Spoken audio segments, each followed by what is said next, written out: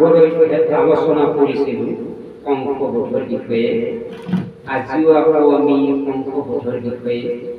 আপোনালোকৰ ওচৰত আলোচনা কৰিব ওলাইছোঁ। কৃষ্ণ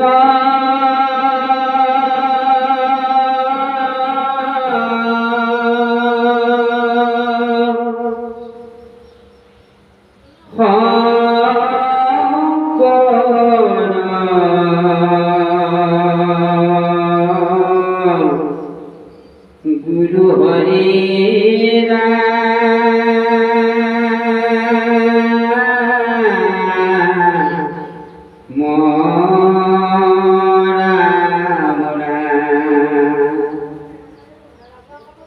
কৃষ্ণ শঙ্কর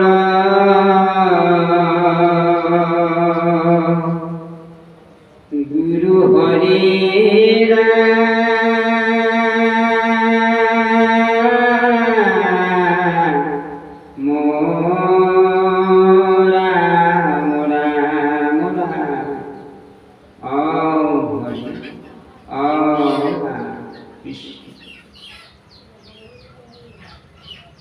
ও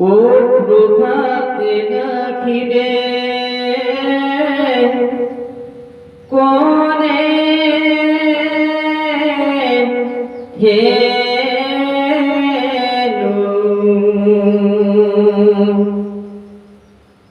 ও কোনে পাইবে ফুলনি তো বেনু ও কোনে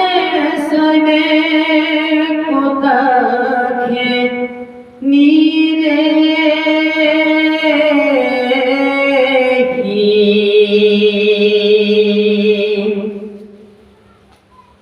ও জুলাইবে হৃদয় কাপো দেখি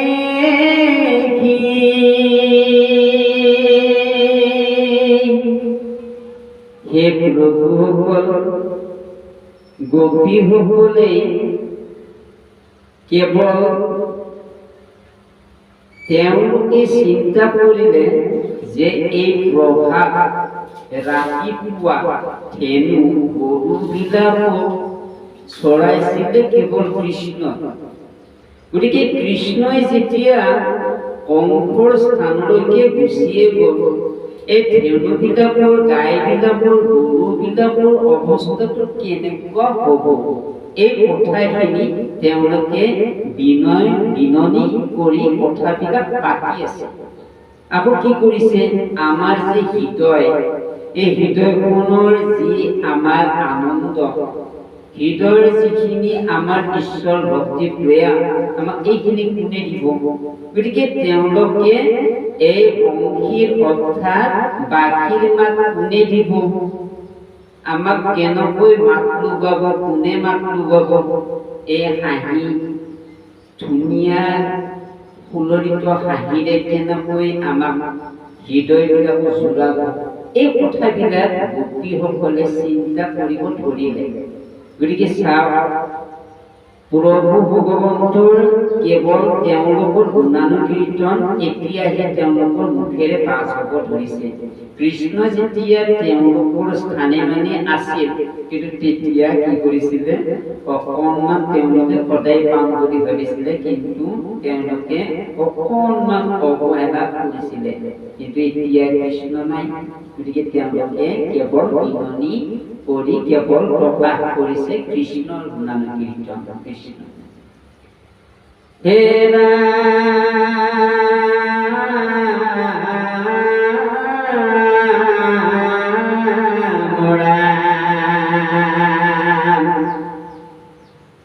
কোনে দিবে বাংশীৰ নিস্তাৰ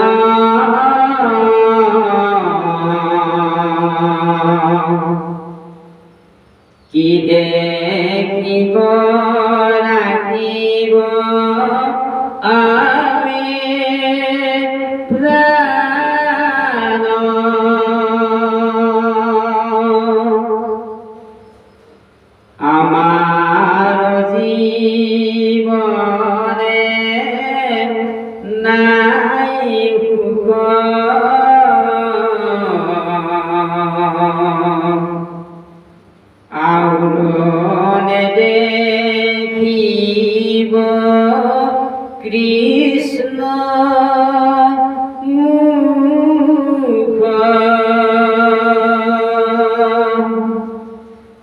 তেতিয়া গোপীসকলে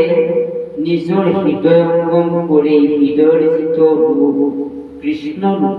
তেওঁলোকে কেৱল কৃষ্ণ ৰূপ আধ্যাত্মিকভাৱে চাবলগীয়া হ'ল যে বাহ্যিক ৰূপত দেখিছিলে কিন্তু সেইটো নাইকিয়া হ'ল এতিয়া আধ্যাত্মিকো নাইকিয়া হ'ল গতিকে আমাক যেতিয়া মহাপুৰুষ কৃপালজন গুৰুজনাই এই আদৰ্শ ধৰ্ম দি থৈ গ'ল আচাৰ্য ইলেৰাম দাস নামজনীয় গুৰুজনাই যেতিয়া আমাক শৰণ শিকি দিলে শৰণতে আমাক চিনাকি কৰাইছে যে আমি কৃষ্ণৰ যিটো বাময় মূৰ্তি এটো আমি হৃদয়ত স্থাপনা কৰিব লাগিব আমি বিষ্ণুৰ ৰূপটো আমি কি কৰিব লাগিব ৰূপ ধ্যানত আমি প্ৰকাশ কৰিব লাগিব গতিকে ভক্তিসকলৰ এই কৃষ্ণ ৰূপটো কি কৰিছে তেওঁলোকে হৃদয়ত স্থাপনা কৰি কেৱল ভাবি থাকিল কৃষ্ণৰ ৰূপ ধ্যানখিনি তেওঁলোকে ভাবিয়ে থাকিল আকৌ ইয়াতে কি কৰিছে কৃষ্ণ মুখ আমি এতিয়া সম্ভৱত আমি আকৌ নেদেখিম তেওঁলোকে অনুভৱ কৰি আছে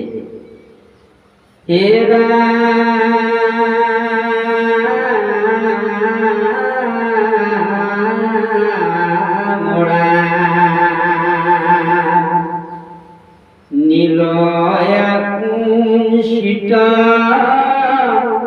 যাৰ কেশ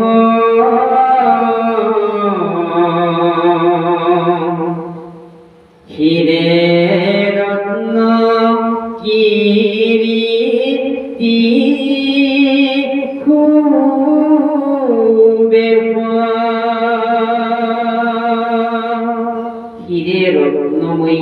কীৰ্তি উজ্জ্বলে ভগবন্ত মুখমণ্ডল কেৱল হাঁহিৰে পবিত্ৰময় সুন্দৰ জিলিকি থকা এই মুখমণ্ডল তেওঁলোকে ভাবি থাকিব ধৰিলে ৰূপ জ্ঞান হে প্ৰভুসকল আমিও এই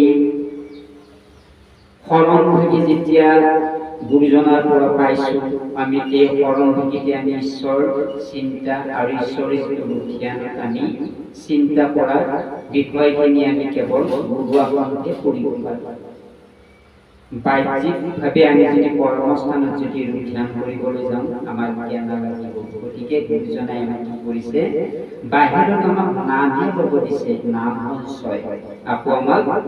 গুৰু আসনত ঈশ্বৰ মানে কীৰ্তন গাই ৰূপ ধ্যান আনিব লাগিব তেতিয়াহে আমাৰ মনৰ যিটো চঞ্চল এই চঞ্চলটো আঁতৰি যাব কৃষ্ণ ভবযুগ মদনৰ চাপ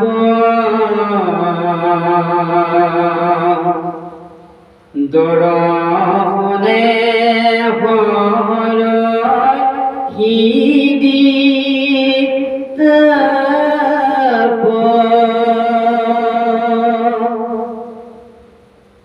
ও তুসি কৰ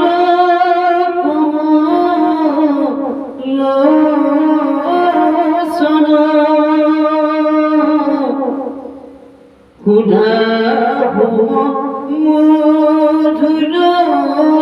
বচন গোপীসকলে কান্দি কান্দি আধ্যাত্মিকভাৱে তেওঁলোকৰ জীৱনটো কি হ'ব জীৱনটোত কিনেই অনাথ হ'ল কি হেৰুৱাবলগীয়া হ'ল কি শেষ হৈ গ'ল তেওঁলোকে কান্দি কান্দি কেৱল কৃষ্ণৰ এই গুণানুখিনি তেওঁলোকৰ মাজত যিখিনি গুণা গুণ গৰিমা দিলে এইখিনি ভাবি শুনি তেওঁলোকে যুগে যুগে তেওঁলোকে যে জন্ম লয় তেতিয়াও তেওঁলোকে এইখিনি আনন্দ নেপাব বুলি ভাবিছে মনতে তেওঁলোকে ভাবিছে ইমান ধুনীয়া সুন্দৰ ললিত কণ্ঠৰে আমাক যিখিনি কথা কৈছিলে কৃষ্ণই এইখিনি কথা শুনিবলৈ নেপাম গতিকে সাধু সংগৰ মাজত ভাল বন্ধু এজন ব্যক্তিৰ ওচৰত যেতিয়া ঈশ্বৰ কথা শুনিব কিমান ভাল লাগে গতিকে কৃষ্ণৰ চৰণত পৰি যেতিয়া গোপীসকলে কথা পাতিছিল ভিতৰত কিমান আনন্দ কিমান ভাল লাগিছিলে গতিকে কৃষ্ণ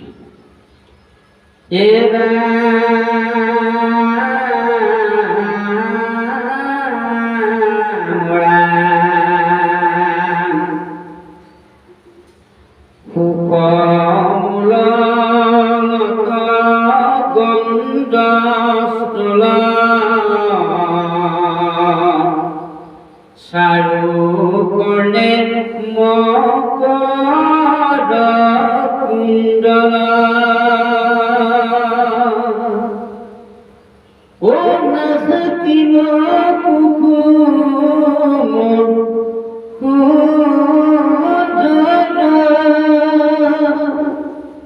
খুদে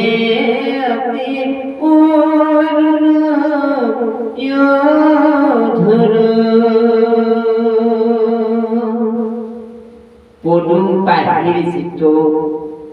পাত এই পাতটি দেখিবলৈ যিমান ধুনীয়া কৃষ্ণৰ চৰণ যুগলতো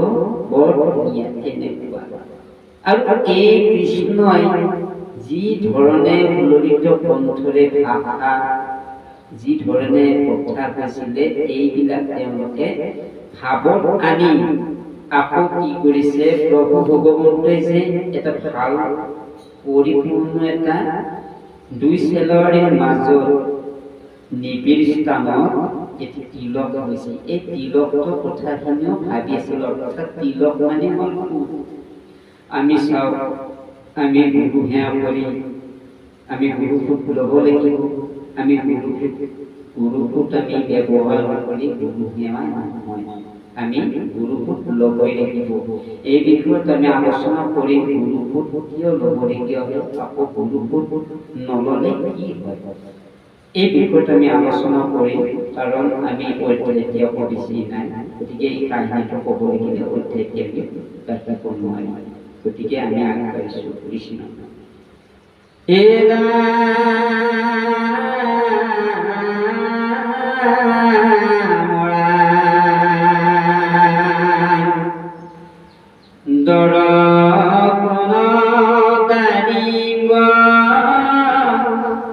বীজ প্ৰান্তি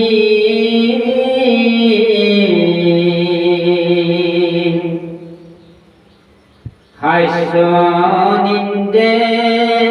চন্দ্ৰ মাৰ কান্তি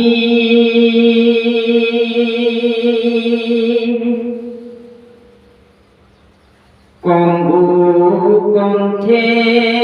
প্ৰকাশে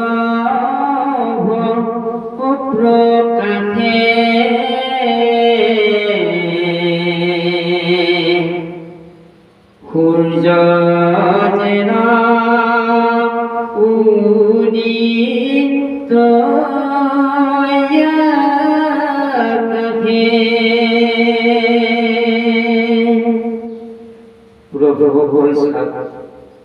চন্দ্ৰৰ নিচিনা এই জীৱিকি থকা মুখমণ্ডলৰ পিছ অংশত সূৰ্যৰ এই পৰিপূৰ্ণ যিটো পোহৰ কৃষ্ণৰ এই পোহৰটোৱে বাৰে বাৰে তেওঁলোকৰ গোপীসকলৰ বাৰে বাৰে স্মৃতিত খুন্দা মাৰি আছে ইমান এটা জ্বলন্ত পোহৰ আৰু এই পোহৰটো নাইকিয়া হৈ গ'ল আমাৰ ওচৰৰ পৰা এই পোহৰটো নাইকিয়া হৈ গ'ল আমি এতিয়া এই পোহৰটো দেখিম কেনেকৈ আৰু এই পোহৰটো চাবৰ কাৰণে আমি যাম কেনেকৈ ক'ত কি কৰিম এই কথাখিনি তেওঁলোকে বাৰে বাৰে ভাবি আছে আৰু ইয়াতে বুকৰ যি বৈশিষ্ট্য এইটো কৌস্তভ মুনি তেওঁৰ দেশত যি আছে এই বস্তুবিলাক আমি দেখিম কেনেকৈ অৰ্থাৎ জ্ঞানৰ কথাবিলাক ইয়াতে থুলমূলকৈ ব্যৱহাৰ কৰিছে গুৰুজনাই যেতিয়া আমি শৰণ প্ৰাপ্তি হৈছিলোঁ তেতিয়াই পূৰ্ণ কৰিছে কিন্তু শৰণ অবিহনে ইয়াতে পূৰ্ণ কৰি থোৱা নাই কেৱল ইয়াতে জানিবৰ কাৰণে গুৰুজনাই প্ৰকাশ কৰিছে কৃষ্ণ হে প্ৰভুসকল আমি এই অধ্যায়টি অন্তৰকে আকৌ আমি অহা দিনত এই বিষয়টো আমি আকৌ আলোচনা কৰিম এই আছিল আমি পংকবোধৰ অধ্যায় আমি আলোচনা কৰি আছোঁ আপোনালোকৰ ওচৰত গতিকে আমি অহা দিনত এই আলোচনাখিনি ভালকৈ আলোচনা কৰিম কৃষ্ণ আমি ৰাখিছোঁ জয় জগতগুৰু শ্ৰীমন্ত শংকৰ মই দুৰাচাৰ কেবলে তোমাৰ অপৰাধীনা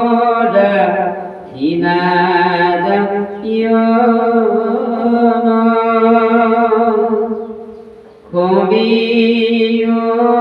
কহৰি লয় কৰি পহিলো এৰা মৰণ এৰা পহিলো এৰা